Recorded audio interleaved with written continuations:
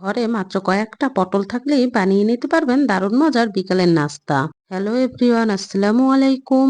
Welcome back to my channel.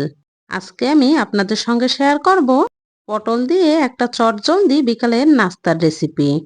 এখানে আমি 4টা পটল নিয়েছি।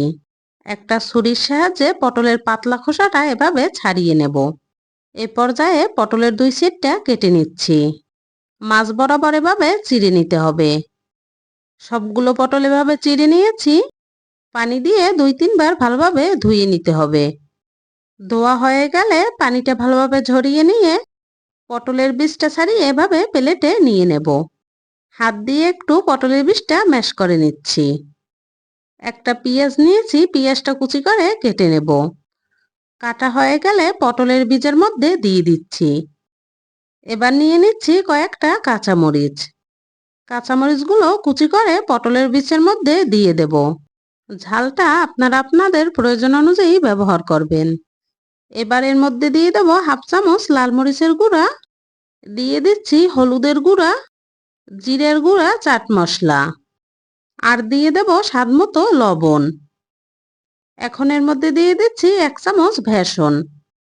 সবকিছু একসাথে ভালোভাবে হাত দিয়ে মিশিয়ে নিতে হবে।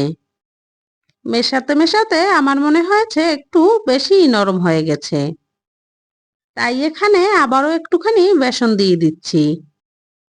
আবারও ভালোভাবে মিশিয়ে নিতে হবে। মেশানো হয়ে গেছে। পটলের খোসার মধ্যে পুরটা এভাবে দিয়ে দেব। দেখেই বুঝতে পারছেন আমি কিভাবে দিয়ে নিয়েছি। এভাবে আমি সবগুলো পটলের খোসায় পুরটা দিয়ে দিচ্ছি। সবগুলো দেওয়া হয়ে গেছে। এখন এগুলো ভাজার জন্য চলে যাচ্ছি চুলায়। চুলায় একটা প্যান বসিয়ে অল্প একটু সাদা তেল দিয়ে দেব। এখন পটলের এই নাস্তাগুলো এভাবে দিয়ে দিতে হবে। একটা ঢাকনা দিয়ে ঢেকে দিচ্ছি।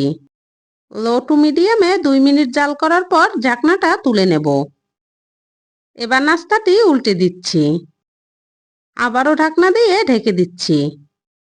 এভাবে উল্টে পাল্টে একটু সময় নিয়ে ভাজতে হবে, যাতে করে সবকিছু খুব ভালোভাবে সেদ্ধ হয়ে যায়। সবগুলো নাস্তা ভাজা হয়ে গেছে, একটা প্লেটে তুলে নিচ্ছি। নাস্তাগুলো ভাজতে কিন্তু বেশি তেলের প্রয়োজন নেই। নাস্তাটা দেখতে কিন্তু অনেক লোভনীয় হয়েছে, খেতেও কিন্তু মাশাআল্লাহ দারুণ হয়েছে। আপনারাও কিন্তু বাড়িতে অবশ্যই ট্রাই করবেন। এখনো যারা আমার চ্যানেলটি সাবস্ক্রাইব করেননি, সাবস্ক্রাইব করে দেবেন। রেসিপিটা যদি আপনাদের ভালো লেগে থাকে একটা লাইক করে দেবেন। সবাই খুব ভালো থাকবেন, সুস্থ থাকবেন। আল্লাহ হাফেজ।